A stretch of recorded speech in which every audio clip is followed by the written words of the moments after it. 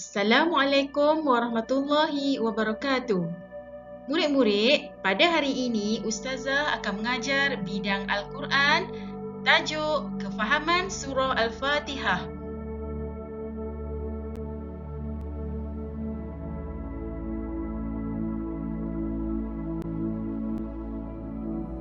Jom kita baca bersama-sama.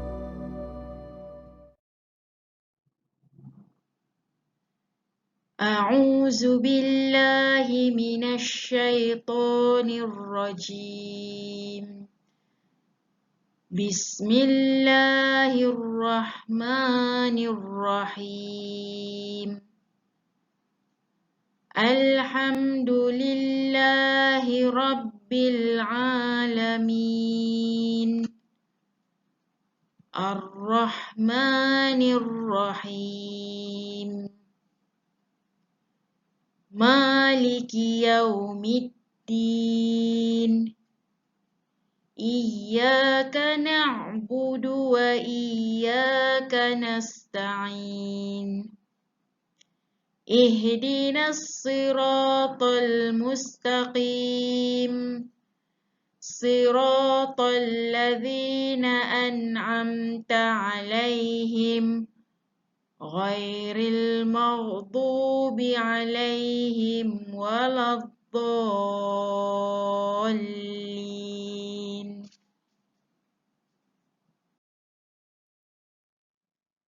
Maksud surah Al-Fatihah.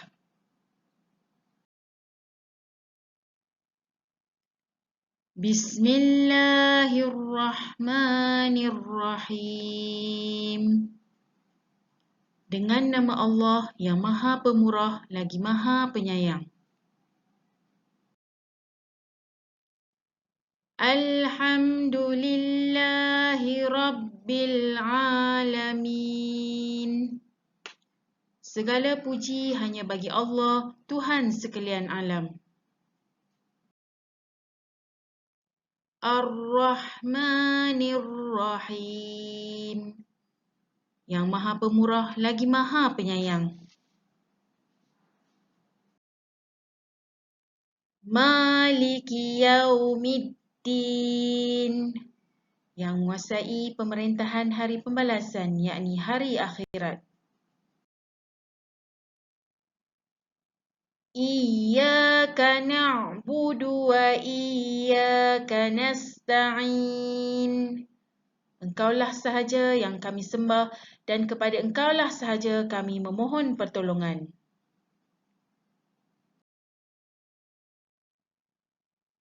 Ihdinas siratal mustaqim. Tunjukkanlah kami jalan yang lurus.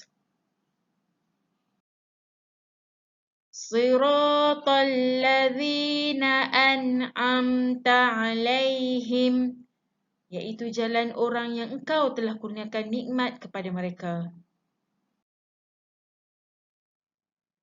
Ghairil maghdubi 'alaihim waladdallin. Bukan jalan orang yang Engkau telah murkai dan bukan pula jalan orang yang sesat. Pengenalan Surah Al-Fatihah.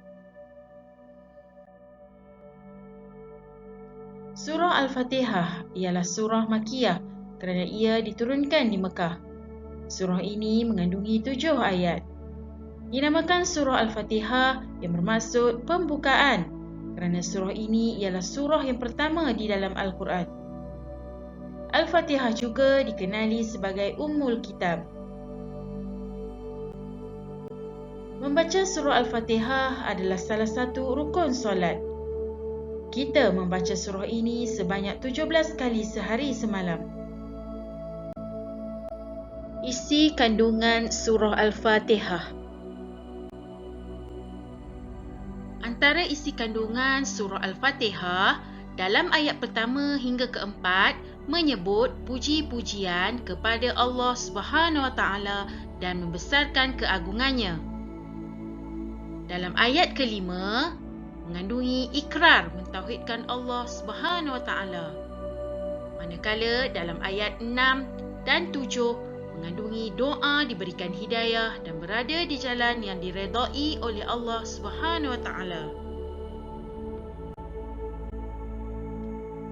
Pengajaran Surah Al-Fatihah. Berikut adalah pengajaran yang boleh diambil daripada Surah Al-Fatihah. Untuk puji-pujian kepada Allah Subhanahu Wa Taala dan membesarkan keagungannya, pengajaran yang boleh diambil adalah memulakan sesuatu pekerjaan dengan basmalah dan sering mengucapkan Alhamdulillah. Yang kedua, Maha Pemurah lagi Maha Penyayang. Pengajaran yang dapat diambil adalah berkasih sayang sesama makhluk dan meraih pahala sebanyaknya. Yang ketiga, ikrar mentauhidkan Allah Subhanahu Wa Taala. Pengajaran yang dapat diambil adalah menunaikan solat yang telah difardukan. Dan yang kedua, memohon pertolongan hanya kepada Allah Subhanahu Wa Taala. Yang keempat, doa diberikan hidayah dan berada di jalan yang diredai Allah Subhanahu Wa Taala. Pengajaran yang dapat diambil adalah belajar agama dan bersahabat dengan rakan baik. Kepentingan mengamalkan surah Al-Fatihah. Antara kepentingan mengamalkan surah Al-Fatihah, yang pertama, mengakui keagungan dan kebesaran Allah. Yang kedua, membentuk akidah kukuh. Yang ketiga, berusaha melipat gandakan amalan. Yang keempat, akhlak mulia diamalkan.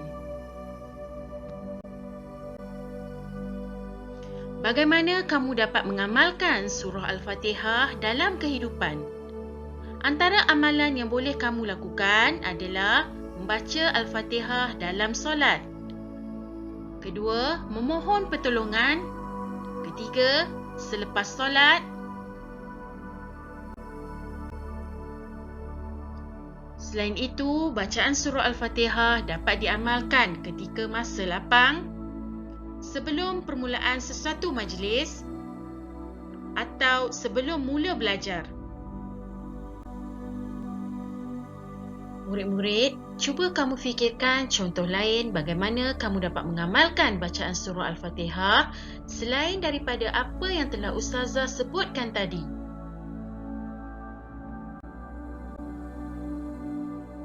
Baiklah murid-murid, sampai di sini sahaja dahulu pembelajaran kita pada hari ini. Assalamualaikum.